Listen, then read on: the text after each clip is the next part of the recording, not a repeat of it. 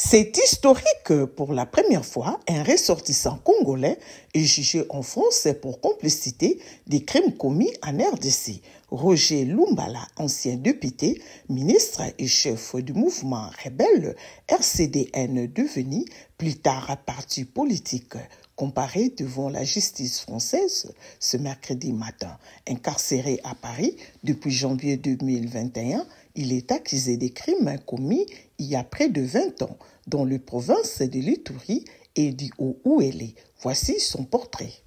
Bonsoir, chers spectateurs de POCAP Social TV. Avant de continuer, n'oubliez pas de liker et de partager cette vidéo. De la République, opposant en exil, est désormais accusé de complicité de crimes contre l'humanité. À 67 ans, Roger Lumbala a vécu de nombreuses vies et il est accusé d'en avoir enlevé un grand nombre avec son groupe le RCDN. Une milice qui aurait été chargée d'effacer le tableau du nom de l'opération militaire menée en Ituri en 2002 et 2003. Cette opération, elle vise à prendre le contrôle d'une partie du Nord Kivu et de l'Ituri. Cette opération se caractérise principalement par énormément d'exactions, de violences sur les populations civiles, d'assassinats, de viols et d'enlèvements, et y compris d'actes de cannibalisme. Roger Lumbala aurait donc été le... En 1998, la RDC est dirigée par Laurent Désiré Kabila, qui a mis un terme au régime de Mobutu. Mais cette année-là, les alliances se renversent. Kabila fait face à des rebelles congolais et au Rwanda de Kagame, accompagné de l'Ouganda et du Burundi.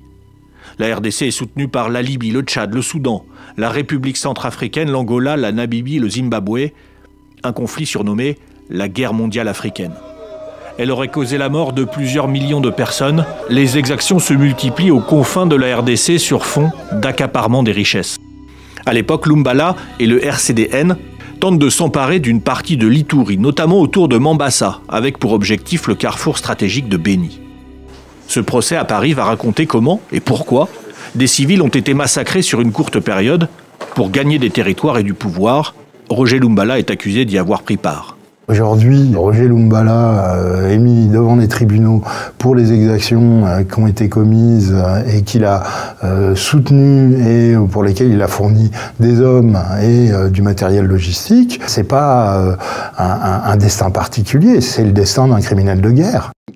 Roger Lumbala a vécu en exil de nombreuses années en France. Il y sera arrêté fin 2020, avant de répondre donc de l'opération Effacer le tableau près de 23 ans après les faits.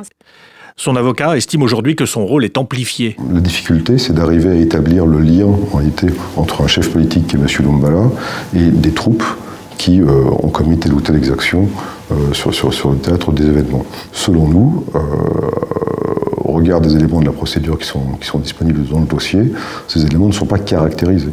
Il me paraît évident qu'il n'était pas informé des actes qui étaient perpétrés. Je ne sais pas s'ils étaient d'ailleurs perpétrés par le RCDN, en tous les cas des actes qui étaient perpétrés sur le terrain.